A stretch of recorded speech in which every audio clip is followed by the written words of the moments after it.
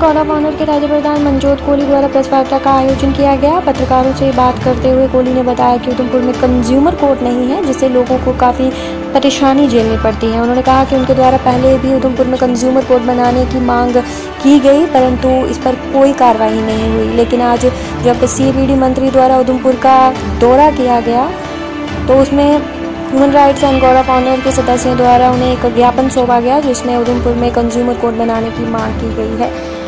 उन्होंने बताया कि मंत्री द्वारा उन्हें आश्वासन दिया गया है कि जल्द ही इस मांग को हाई अथॉरिटीज़ तक पहुंचाया जाएगा। जी, मेरा नाम मनजोत कोहली है and I am the state president guard of justice and human rights.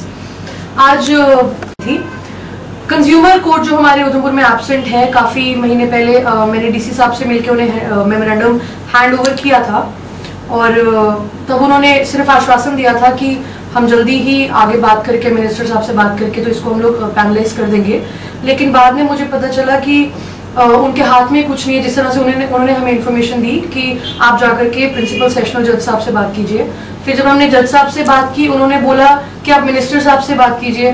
फिर हमने मिनिस्टर साहब से भी बात की, उन्होंने फिर हमें एक डायरेक्शन दी कि आप DC साहब से बात करके एक प्रपोजल हमें कंज्यूमर कोर्ट का फॉरवर्ड कर दें, फिर हम उसके बाद कंज्यूमर कोर्ट को पैनलाइज कर देंगे। जब हमने इस रिगार्डिंग ADC साहब से और ADC मैडम से और DC साहब से बात की तो उन्होंने हमें कोई भी रिस्पॉन्स नहीं दिया।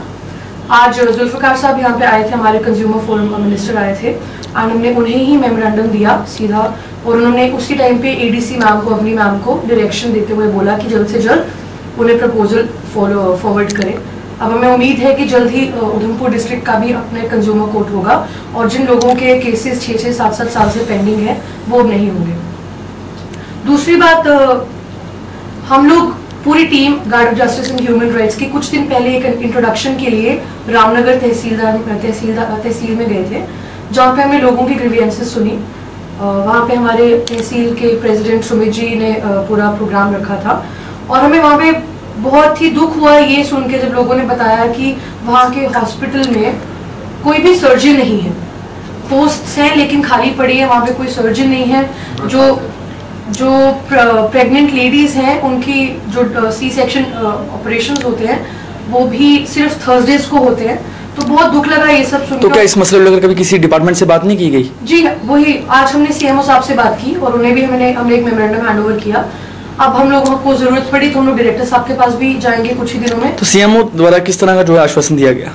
CMO साहब ने हमें ये बताया कि उनके द्वारा पहले का ही प्रपोजल जो है वो भेज दिया गया है, लेकिन ऊपर से ही किसी तरह की कार्रवाई नहीं हो रही है। अब हम लोग जल्दी डायरेक्टर साहब के पास, जम्मू सूदन साहब के पास जाएंगे। वहां से भी अगर हमें कोई भी रिस्पॉन्स नहीं मिला तो हम लोग जल्द ही नड्डा साहब से मिलेंगे और इन सभी प्रॉब्लम्स का जल्दी से सोल्यूशन निकालने की कोशिश करेंगे। मेरा नाम अंकित सेंसन है, रीज president guard of justice and human rights से हूँ।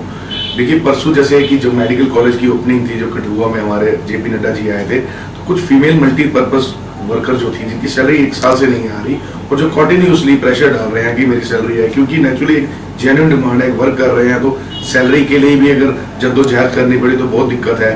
तो उन्होंने कोशिश की कि अगर कहीं शायद कोई स्टेट में बाली भगत जी कुछ नहीं कर पा रहे तो सेंटर के मंत्री से मिला जाए, क्योंकि 75 to 80% कंट्रीब्यूशन सेंटर की होती है। बट ऐसा ही नौबत आ गई कि वो जो मिलने जा रही थी तो उन पर एक लाठीचार्ज किया गया। औरतों को हमने इतना भी सुना कि उनको पाँव भी रखे गए।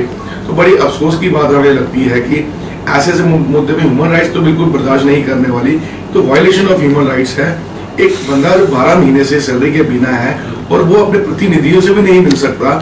हमें लगता है कि स्टेट के मंत्री तो बिल्कुल सोए हुए हैं। स्टेट में आप चीफ मिनिस्टर से मिलना चाहे आप मिल सकते हैं, फोन करना चाहे कर सकते हैं, पर आप हेल्थ मंत्री को फोन करना चाहें तो हेल्थ मंत्री को तो फोन पे तो कभी होते ही नहीं अवेलेबल। हमें समझ नहीं आ रहा क्या तरीके से वो महकमा चला रहे हैं।